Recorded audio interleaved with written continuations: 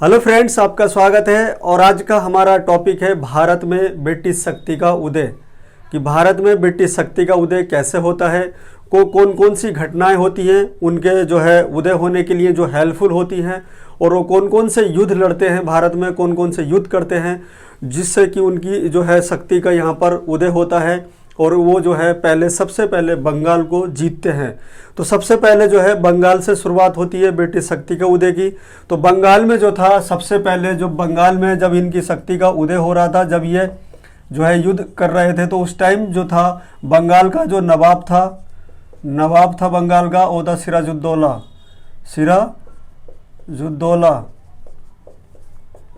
और ये सिराजुद्दौला जो था 1756 से लेकर 1700 जो है 57 तक नवाब था। और इसी के समय में जो है सबसे पहली घटना होती है ब्लैक हॉल ट्रेजेडी, यानी काल कोठरी घटना। काल कोठरी घटना होती है 20 जून को। काल कोठरी घटना 20 जून 1756 को होती है। और इस काल कोठरी घटना में जो है 3 तरह से क्वेश्चन पूछे जाते हैं। एक तो काल कोठरी घटना की डेट पूछी जाती है कि काल कोठरी घटना कब हुई, तो ये 20 जून 1756 को हुई थी। फिर उसके बाद जो है ये पूछा जाता है कि जब काल कोठरी घटना हुई तो बंगाल का नवाब कौन था, तो बंगाल का नवाब सिराजुद्दौला था। उसके बाद यहाँ पर जो है एक क्वेश्चन और पूछा जाता है कि जब ये जो है काल कोठरी घटना हुई तो एक कोठी में जो है वहाँ पर बंगाल में जो है 146 व्यक्ति थे। 146 व्यक्ति थे। तो इसमें एकमात्र अंग्रेज बचता है जिसका नाम था हॉलबेल। तो ये भी क्वेश्चन पूछा जाता है कि ब्लैक हॉल ट्रेजेडी में, काल कोठरी घटना में कौन जो है अंग्रेज जो है एकमात्र बचा था, तो वो बचा था हॉलबेल। ये कहता है कि 146 में 123 जो है मर गए हैं, 123 मर गए हैं। और 123 में से 23 बचे हैं, जिसमें जो है 22 लापता हैं, 22 जो है लापता हैं। और एक मैं ही बचा हूँ जो है नाम हॉलबेल। तो ये क्वेश्चन पूछा गया है कि ब्लैक होल घटना में एकमात्र अंग्रेज कौन बचा था, तो हॉलबेल बचा था। और जो है इसने बोला था 146 में 123 मर गए हैं और 23 बचे हैं, जिसमें 22 लापता हैं, एक मैं ही बचा हूँ हॉलबेल। तो एग्जाम में जो है पीसीएस में क्वेश्चन पूछा गया था कि बताइए जो ब्लैक होल ट्रेजेडी है, जो काल कोठरी घटना है, वो किस युद्ध की बुनियाद जो है बनाता है, यानी कौन से युद्ध का ये कारण बनती है। तो ये जो है काल कोठरी घटना ये प्लासी के युद्ध की जो है प्लासी के युद्ध का कारण बनती है। इसके बाद होता है प्लासी का युद्ध, और प्लासी का युद्ध होता है 23 जून। यहाँ पर डेट याद रखना बहुत ही ज़रूरी है क्योंकि डेट पूछी जाती है एग्जाम में। तो 23 जून 1757 को प्लासी का युद्ध होता है। प्लासी का युद्ध होता है 23 जून 1757 ईस्वी को प्लासी का युद्ध होता है। तो यहाँ से क्वेश्चन जो है 3-4 तरीके से है पूछे जाते हैं। तो ये जो है एक तरफ ब्रिटिश ईस्ट इंडिया कंपनी का जो सेनापति था वो था रॉबर्ट क्लाइव। और एक तरफ था बंगाल का नवाब सिराजुद्दौला। और ये नवाब ये युद्ध जो है हुआ ही नहीं था। सिराजुद्दौला ये जो है ये हुआ ही नहीं था, एक्चुअल में युद्ध हुआ ही नहीं था। इसमें जो सिराजुद्दौला का सेनापति था मीर जाफर, उसने जो है अंग्रेज़ों के साथ मिलकर और सिराजुद्दौला की जो सेना थी उसको सरेंडर करा दिया था ब्रिटिश ईस्ट इंडिया कंपनी के सामने। तो ये युद्ध जो है ब्रिटिश ईस्ट इंडिया कंपनी जीत जाती है, अंग्रेज जीत जाते हैं प्लासी के युद्ध को। और फिर जो है मीर जाफ़र का बेटा मीरन इस सिराजुद्दौला को मार देता है। सिराजुद्दौला को। और उसके बाद जो है 1757 के बाद जो है नवाब बन जाता है मीर जाफ़र। 1757 को मीर जाफ़र नवाब बन जाता है और ये 1759 तक रहता है।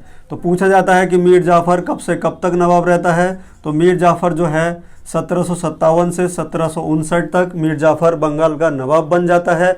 और सिराजुद्दौला को मारता है मीर जाफ़र का बेटा मीरन।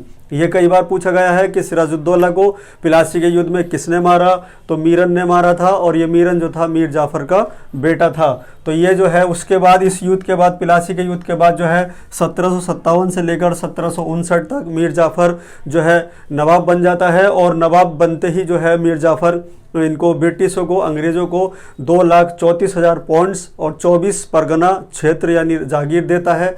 और बार बार जो है ये धन की मांग करने लग जाते हैं अंग्रेज़ इससे, मीर जाफ़र से। तो ये भी परेशान हो जाता है, क्योंकि अंग्रेज़ों का जो मकसद था यहाँ पर जो है डचों को, पुर्तगालियों को, फ्रांसीसियों को हराना, इनके बंगाल के नवाबों के साथ, भारतीय नवाबों के साथ मिलकर। तो ये बंगाल के नवाब, ये भारतीय नवाब ये सोच रहे थे कि अंग्रेज़ हमारा साथ दे रहे हैं, लेकिन इनकी चालाकी थी ब्रिटिश ईस्ट इंडिया कंपनी की कि पहले एक एक करके जो बाहरी आए हुए हैं यहाँ पर, जैसे डच हैं, पुर्तगाली हैं, फ्रांसीसी हैं, इनको हराया जाए, इनको भगाया जाए। उसके बाद जो है हम भारतीय जो नवाब हैं इनको जो है चालाकी से, धोखे से जो है इनको हराएंगे और उसके बाद आप खुद जो है यहाँ पर राज करेंगे। इनकी ये राज करने की नीति थी, राज करने की चाल थी ब्रिटिश ईस्ट इंडिया कंपनी की, अंग्रेज़ों की, जो भारतीय नवाब समझ नहीं पा रहे थे। तो इसमें जो है मीर जाफ़र ने ये सोचा था प्लासी के युद्ध में कि प्लासी के युद्ध में सिराजुद्दौला हार जाएगा तो मैं नवाब बन जाऊंगा। लेकिन मीर जाफ़र को ये नहीं पता था कि ये जो है मैं नवाब बनने के बाद जो है ब्रिटिश ईस्ट इंडिया कंपनी मुझसे भी धन की मांग करेंगे, अपने व्यापार को, अपने बिजनेस को बढ़ाएंगे, अपने जो है जो सेना थे उसको मजबूत करेंगे। तो ये अंग्रेज़ जो थे अपनी सेना को, अपने व्यापार को, अपने बिजनेस को मजबूत कर रहे थे। तो इससे जो है मीर जाफ़र से बार बार ये धन की मांग कर रहे थे और ये भी परेशान हो जाता है। उसके बाद होता है 1759 को बेदरा का युद्ध।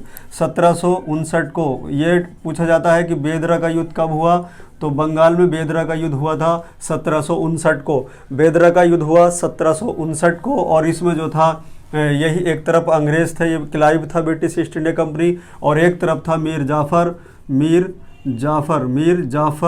और इसके साथ थे डच।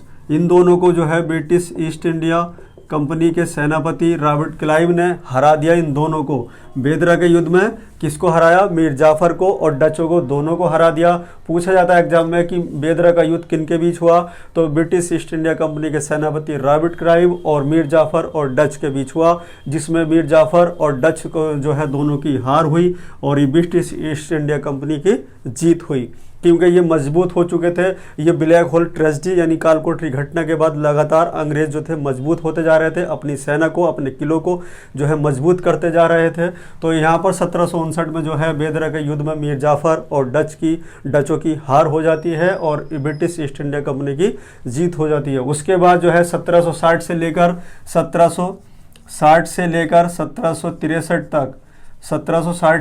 1763 तक इस मीर जाफ़र का दामाद मीर कासिम बंगाल का नवाब बन जाता है। मीर कासिम जो है बंगाल का नवाब बन जाता है। पूछा जाता है एग्जाम में कि बेदरा के युद्ध के बाद बंगाल का अगला नवाब कौन बनता है, तो बेदरा के युद्ध के बाद 1760 से 1763 तक मीर कासिम बंगाल का नवाब बन जाता है। उसके बाद हम आगे देखते हैं, फिर होता है युद्ध जो है बक्सर का युद्ध वो होता है बक्सर का युद्ध 22 अक्टूबर 1764 को। तो वहाँ से भी कई क्वेश्चन पूछे जाते हैं, इसको हम हटा देते हैं।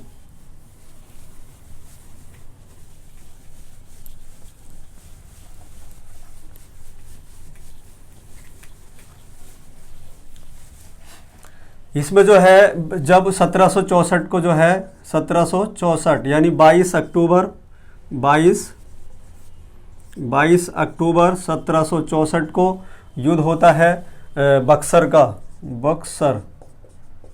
और जब 1764 में बक्सर का युद्ध होता है तो बंगाल का नवाब फिर से जो है 1764 में मीर जाफ़र ही बन जाता है। पूछा जाता है कि बक्सर के युद्ध के समय बंगाल का नवाब कौन बनता है, तो मीर जाफ़र ही बन जाता है। 1764 में जब बक्सर का युद्ध होता है तो मीर जाफ़र ही बन जाता है। ये क्योंकि मीर कासिम जो है अपनी राजधानी मुंगेर ले आता है बंगाल से अपनी राजधानी मुंगेर ले आता है बिहार में।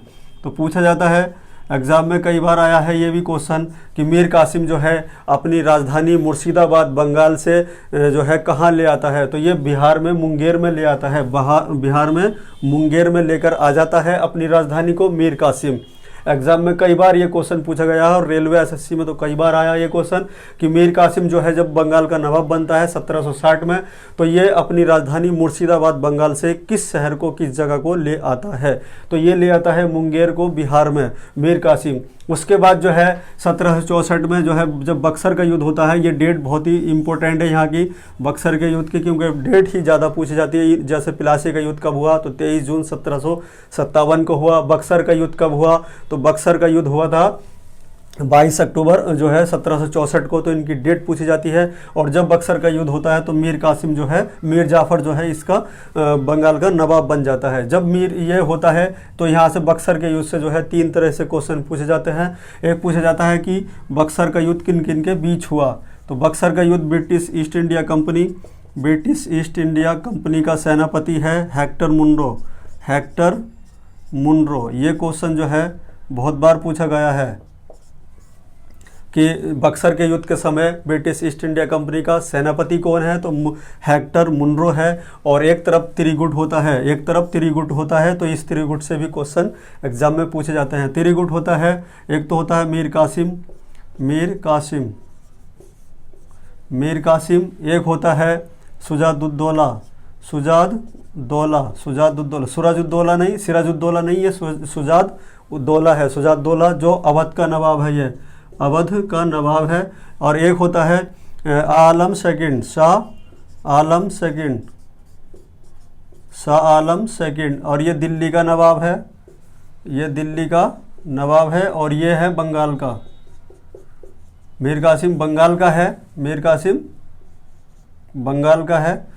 तो यहाँ पर जो है क्वेश्चन पूछा जाता है कि बक्सर के युद्ध में जो है किस त्रिगुट को जो है हेक्टर मुनरो हराता है, तो इस त्रिगुट को हराता है मीर कासिम को, सुजाउद्दौला को और शाह आलम सेकंड को। तो ये हार जाते हैं और हेक्टर मुनरो यानी ब्रिटिश ईस्ट इंडिया कंपनी की जीत हो जाती है। तो एग्ज़ाम में यहाँ से ये भी पूछा जाता है कि जब जो है किस त्रिगुट को हराया, तो जिसने ब्रिटिश ईस्ट इंडिया कंपनी के सेनापति हेक्टर मुनरो ने इस त्रिगुट को हराया था। और एग्ज़ाम में ये भी पूछा जाता है कि जो है बंगाल में जब बक्सर का 1764 में युद्ध हुआ, तो इसमें जो है ये किस किस के बीच हुआ, तो इधर ये 3 थे और इधर ये मुनरो जो था, हेक्टर मुनरो, ये अकेला था। और उस समय जो है जब ये बक्सर का युद्ध हुआ तो मीर जाफ़र जो था बंगाल का नवाब था। उसके बाद जो है यहाँ पर जो है इस बक्सर के युद्ध के बाद ब्रिटिश ईस्ट इंडिया कंपनी की जो है शक्ति का उदय हो जाता है। और भारत में इनके फिर बंगाल में सबसे पहले गवर्नर आते हैं, फिर गवर्नर जनरल, फिर वायसराय, इस तरह से इनकी शक्ति का विस्तार होता चला जाता है। तो अगले वीडियो में हम इनके ब्रिटिशों के गवर्नर जनरल और इनके कार्यों को और उनके जो एक्ट पारित किए इन्होंने गवर्नर जनरल उनको हम अगले वीडियो में करेंगे। आज के लिए इतना ही। देखने के लिए बहुत बहुत धन्यवाद। Best of luck.